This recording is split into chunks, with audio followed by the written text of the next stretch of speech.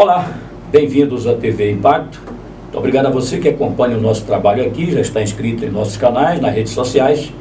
E sempre eu renovo aqui o convite, você que acompanha o nosso trabalho e não se inscreveu, por gentileza, inscreva-se, será uma satisfação muito grande tê-lo aí como um seguidor, um apoiador, né? E gosta de ter as informações da fonte, informações originais, enfim, é muito bom contar com você aí sempre nos apoiando. Estamos aqui hoje para mais uma conversa com uma convidada.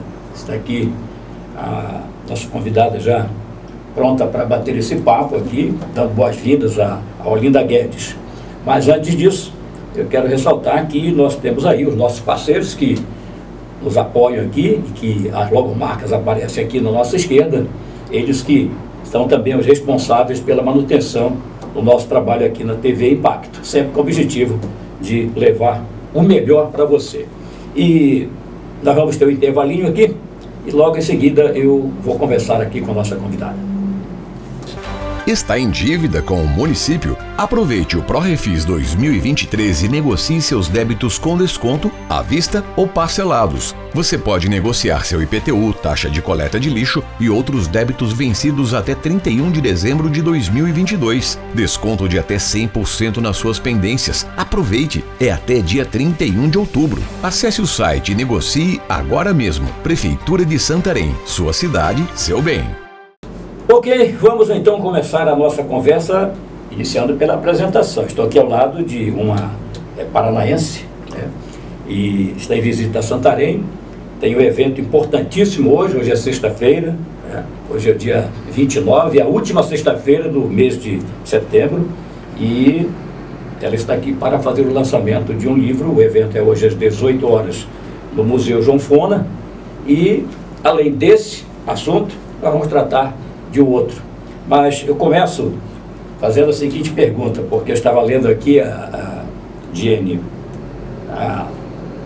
o currículo, né? Só ela que pode dizer realmente. Então eu gostaria que você apresentasse aqui aos nossos internautas, para que a gente comece então a nossa conversa. Eu sou Olinda Guedes. Perfeito. E muito cedo na minha vida eu me interessei por estudar sobre essa tal felicidade. Os meus pais são agricultores, eram assim, mas de agricultura de subsistência. O meu pai sempre disse: eu sou lavrador, apenas eu sei lavrar a terra. Pronto, e mesmo lá na roça, trabalhando, colhendo algodão, nessa ocasião eu tinha 14 anos, eu conversando com a minha irmã, que sempre foi a minha mentora, eu decidi que o que eu queria fazer era estudar sobre essa tal felicidade.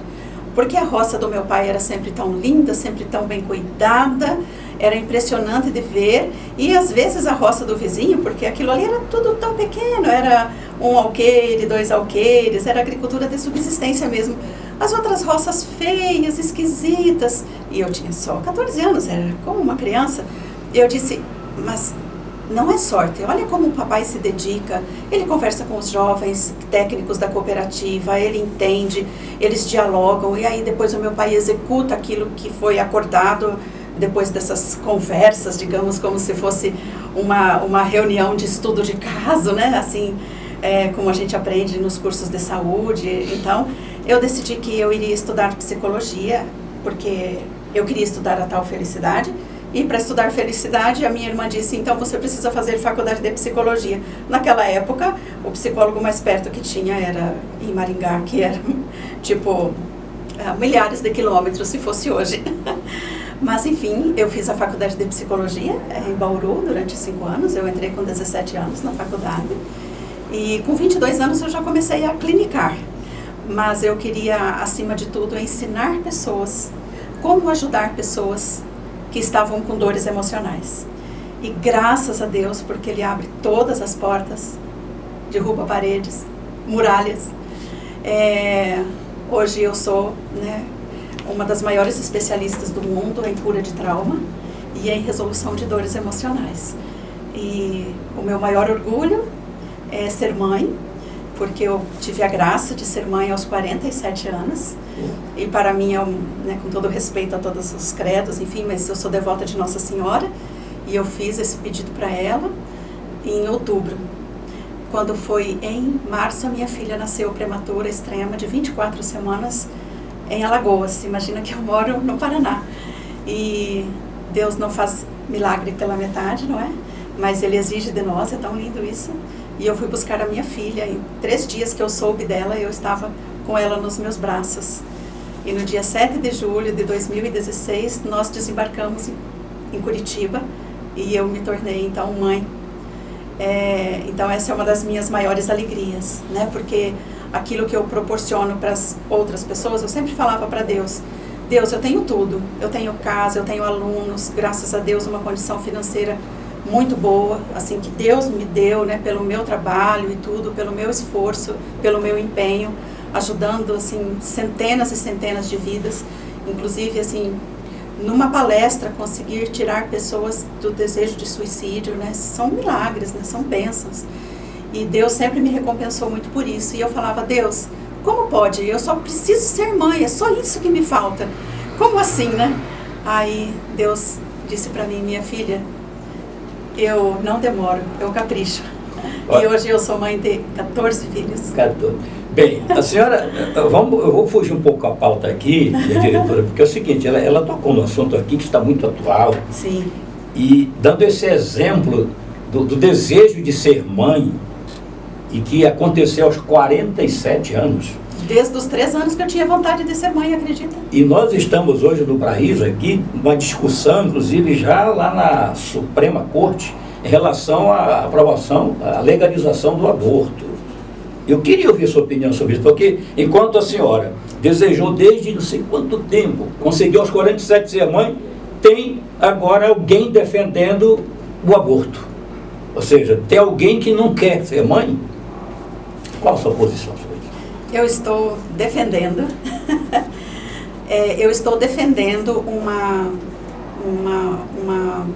um adendo no Estatuto da Criança e do Adolescente, para que as mulheres que não quiserem levar adiante a sua gestação ou que não queiram ser mães, de que, não havendo nada do ponto de vista científico contrário à saúde da mãe, assim, risco de vida, essas coisas assim, enfim, que aí fica até difícil da gente lutar, né, nesse sentido. Mas que essa gestação seja conduzida pelo menos até as 24 semanas, que a minha bebê sobreviveu com 24 semanas, ela tinha menos de 700 gramas, que não seja retirada a criança antes de 24 semanas. E mais, essa é a proposta que estão fazendo, quero pedir ajuda de toda a população, que quando a mulher decide que não quer ter a criança, não quer cuidar da criança, não quer ser mãe, mas enfim, ela é a gestante. Pronto, que ela receba um amparo financeiro, um amparo legal, para que essa gestação se vá até as 24 semanas, e que essa mulher seja indenizada, porque ela tem um período de recuperação, etc. e tudo, que ela receba todo o amparo. Aí ela vai para a casa dela, e esta criança, que nasceu com 24 semanas, que foi extraída do ventre, que ela seja adotada ainda no ventre. Quando o Ministério Público decidir, enfim, pelos estudos, esta mulher realmente não quer o filho, documentado, tudo direitinho, a extração fetal será feita no dia 12 de dezembro, no hospital tal, de qualquer lugar do Brasil, pode ser acionada uma pessoa, um homem ou uma mulher, que esteja no Cadastro Nacional de Adoção, habilitado para adotar esta criança. Perfeito. Ai, que linda de arrepiar, não é? De arrepiar. E outra coisa, Oswaldo, que eu sempre digo, se todas as pessoas que são favoráveis à vida, como nós, sim, adotássemos, tinha muito menos pessoas que seriam favoráveis ao aborto. A senhora falou, eu refletindo um pouco hoje sobre essa questão, que é uma situação que inclusive eu estive no evento, em uma igreja ontem, e eu assisti o arcebispo falar, né, sobre essa questão, e eu me pergunto para quem, principalmente as autoridades, né, lá do Supremo hoje, e autoridades políticas que também defendem a legalização, por que não se investe exatamente nessa proposta que a senhora está colocando. Saúde emocional das mulheres, das famílias, dos homens, das crianças. É muito melhor o governo, o poder público, dar assistência, acompanhar, naquilo que for preciso, financeiramente inclusive, para que ela consiga dar sequência, porque ela já gerou, né? Já está ali. Já concebeu. Já concebeu. Então, até que ela seja retirada, no caso aí. Que chama extração fetal, né? Que é por cesariana. Não é melhor fazer isso do que permitir que ela cometa o crime? Pois. É como se a gente falasse assim, um pensamento como esse que está aí, na Suprema Corte, o que é? É um pensamento como de enxugar gelo. A gente deixa a máquina de fazer gelo funcionando, e aqui a gente cria uma medida para enxugar o gelo. Quer dizer, não adianta, não vai resolver. O problema não será resolvido enquanto não houver grandes programas de educação emocional, de amparo às famílias, de amparo às mulheres, de amparo aos homens, de amparo às crianças. Porque muitas vezes essas situações acontecem porque a pessoa não teve um cuidado, uma educação emocional. E nós temos essa possibilidade, né? Tem tantas formas de evitar a gravidez. Tantas formas.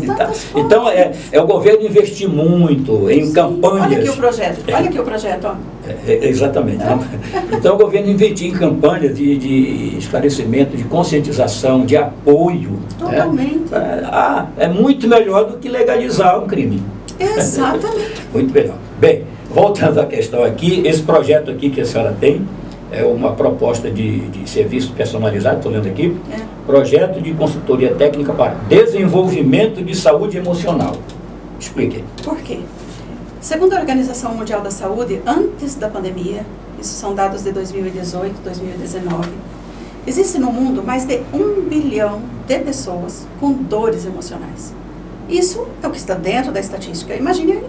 Se para cada dado que está na estatística, para cada um número, existem aproximadamente 5 pessoas que não foram contatadas, as dores emocionais são angústias, depressão, ansiedade. Imagine uma pessoa que sofre de angústia, ela fala, eu tenho tudo. Por exemplo, eu tenho fé em Deus, eu tenho a minha casa para morar, eu tenho a minha família, eu tenho meu trabalho. E de repente ela fica com angústia, ela acorda angustiada, meia-noite, 2 horas da manhã, não consegue dormir direito, aquele mal-estar. No outro dia, ela não vai conseguir ter um bom desempenho no trabalho, não é porque ela não ama, não é porque ela não gosta, não é porque ela não quer servir, ela simplesmente não consegue por conta daquela angústia. Então, dores emocionais, a gente tem um lema na Escola Real que a gente costuma brincar, um pleonasmo, né? Dor dói. Porque dores emocionais são dores que doem terrivelmente, terrivelmente, mas elas não têm a validação social. Porque se eu vejo uma pessoa que tem uma martelada no dedo e aquele dedo está todo roxo, sangrando, a gente diz, coitado, tá doendo. Chega a doer em mim, corre, vamos ajudar essa pessoa e tal e tal. Mas se é uma dor, por exemplo, uma fobia, né? A pessoa que tem uma crise de pânico, o que falam? Principalmente se for uma pessoa que tem fé em Deus, diz, mas você não tem fé em Deus? Para com isso, não precisa sofrer desse jeito, onde já se viu? Para com esse mimimi. E a pessoa, ela fica, meu Deus, eu tenho fé em Deus, mas por quê? Quer dizer, cria uma confusão mental e uma solidão que leva muitas vezes a pessoa a parar, a dizer, olha, me perdoa, mas eu não consigo mais tocar a minha vida. Porque uma pessoa não morre porque ela quer, ela morre porque ela enfim, interrompe a sua vida, porque ela não está suportando todos os desafios emocionais internos. Porque dívida todo mundo tem, outros problemas todo mundo tem, mas por que a pessoa faz isso? Por conta do seu emocional, da sua saúde emocional que está abalada. E aí como é que trata? Trata, olha que coisa mais linda. A primeira forma de tratar, Oswaldo, a primeira forma de tratar é a gente desenvolver uma consciência de que emoção, a gente pode adoecer no plano emocional. Que emoção a gente não sente porque quer ou porque não quer. As emoções, elas são consequências de uma orquestração hormonal que a gente pode aprender a governar, mas que sem consciência nós não vamos conseguir uma boa liderança sobre nós mesmos.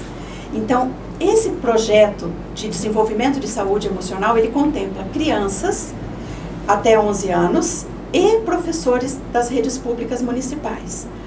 O que nós ensinamos? Nós ensinamos para a pessoa, em primeiro lugar, ela não se sentir culpada por aquilo que ela está sentindo. Olha que coisa linda. Se eu estou triste hoje, preciso me sentir culpada porque eu estou triste. Eu estou triste hoje, por que eu estou triste? Eu estou triste hoje, por exemplo, antes dos 47 anos, porque eu não tenho filhos. Poxa, eu queria tanto ter filhos. E eu posso ficar triste? Por isso posso. Aí eu encontro o meu amigo Oswaldo, que também tem uma boa saúde emocional, ou passou por um projeto assim, enfim.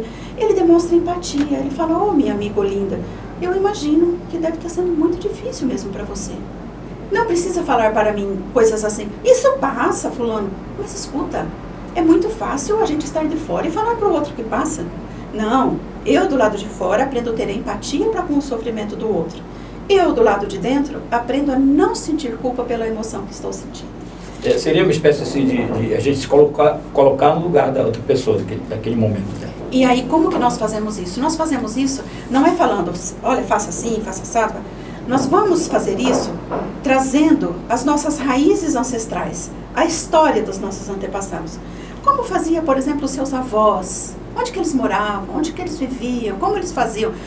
Eles ficavam sentados embaixo de uma árvore, por exemplo, lembro disso, tocando violão, conversando nos domingos à tarde, e as crianças brincando. E como é que era? Nossa, era tão bom, era tão agradável, eu sinto saudades disso. Então, nós vamos trazendo, dentro desse programa de desenvolvimento de saúde emocional, aquilo que os nossos antepassados faziam e que dava tão certo. O que era? A coletividade, o viver em comunidade. Eu olhava para aquele que estava me ensinando lá na igreja, eu olhava para o altar, mas eu também olhava para o meu irmão. Não existia uma fraternidade de verdade. E hoje, nós temos isso aqui. Ó. Terrível, não? Não é? Às vezes as famílias se reúnem para um almoço, dia de domingo, e na hora do almoço cada um fica ainda olhando aqui no celular. Não tem mais aquele momento de conversa, de troca de ideias. Né? A solidão traz doença emocional. Eu quero dizer, esse ensimesmamento, essa condição de não reconhecer o outro, de não interagir com o outro, traz uma condição de solidão, e a solidão é um princípio de muitas das dores emocionais. Porque, por exemplo, imagine as nossas crianças. Elas tão cedo, elas já vão para a escola. Não sei como é aqui em Santarém, sim. Mas, por exemplo, lá na nossa região, em Curitiba, é uma coisa terrível. A criança, o bebezinho, já vai para a escolinha e a mãe vai para o trabalho dela e fica o tempo todo fora. Quando a criança chega em casa, o que faz? A mãe dá o seu próprio celular para a criança, para ela talvez cuidar do jantar ou cuidar de outra coisa. Como era no meu tempo? A mamãe ia fazer o jantar e a gente ia ajudar a mamãe a fazer o jantar. Então ela colocava lá uma bacia de verdura e ela dizia pra gente, agora você separa... Vai ajudar que a mamãe. Vai ajudar que a mamãe. Separa a folhinha mais amarela da folhinha branca. Ela fazia isso de propósito, a folhinha verde. Pronto. E nós estávamos ali, não atrapalhávamos a mamãe, mas estávamos em contato com ela. Quando nós vivemos desse jeito tão moderno, entre aspas, o que a gente faz? A gente ativa um movimento de solidão, de falta de importância, de falta de eu não te vejo, eu não te percebo. Daí a pessoa vai fazendo conexão com uma coisa que nem existe. Exato.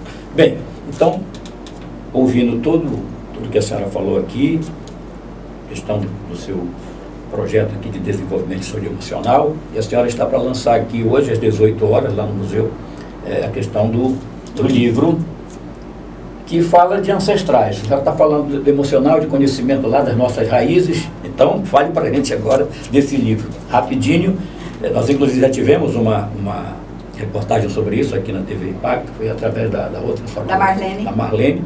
E a senhora apenas reforça agora, que é o lançamento hoje, e mais ou menos rápido, do que se trata? São cartas aos antepassados portugueses. Esse ano que vem, para a África e Japão, e assim vamos, 12 livros. Pronto, então este livro, ele é como se fosse o nosso carro-chefe. Ele que puxa a locomotiva. E atrás, então, nós lançamos este livro, que são cartas afetivas. cartas que pessoas como nós, eu não sei, por exemplo, em qual geração que vieram os meus antepassados de Portugal, da África, e sei que a minha geração indígena é do meu bisavô. Mas eu tenho, por exemplo, ancestrais alemães, que não sei em qual geração que eles vieram para cá. Então, este livro, ele não é escrito com pessoalidade. Ah, para o meu avô tem, porque tem alunos, tem autores do livro que conheceram, souberam seus antepassados e tiveram assim um relacionamento muito próximo com esses antepassados que vieram do além-mar. Porém, a maioria não conhece, não soube, e são cartas muito afetivas. Querido vovô, eu lembro de quando o senhor contava as histórias, que preparava pães, e era uma delícia, e a gente conseguia sentir aquele cheirinho, e era tão maravilhoso, a gente no quintal, contando histórias, ouvindo e falando. Aí a pessoa às vezes conclui, e agora, lembrando disso, eu vou praticar isso muito mais com os meus netos, porque os meus filhos já estão adultos, mas com os meus netos dá tempo. Então, ele está puxando todo esse projeto de saúde emocional. Perfeito. Sim. Bem, então, Uau. todo mundo está convidado aí para hoje comparecer às 18 horas, lá no Museu João Fona, para o lançamento. E a gente agradece aqui essas informações e esperamos que o projeto alcance os seus objetivos. Amém. Nós estamos tão felizes porque essa terra é tão maravilhosa. Está convidado para voltar de novo. Nós queremos morar. Uhum.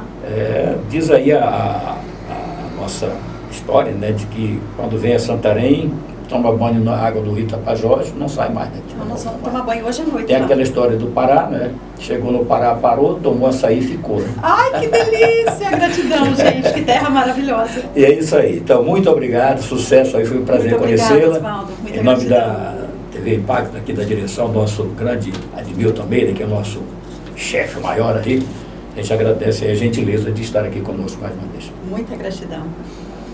É isso aí. Você já sabe, nós fazemos TV pensando em você.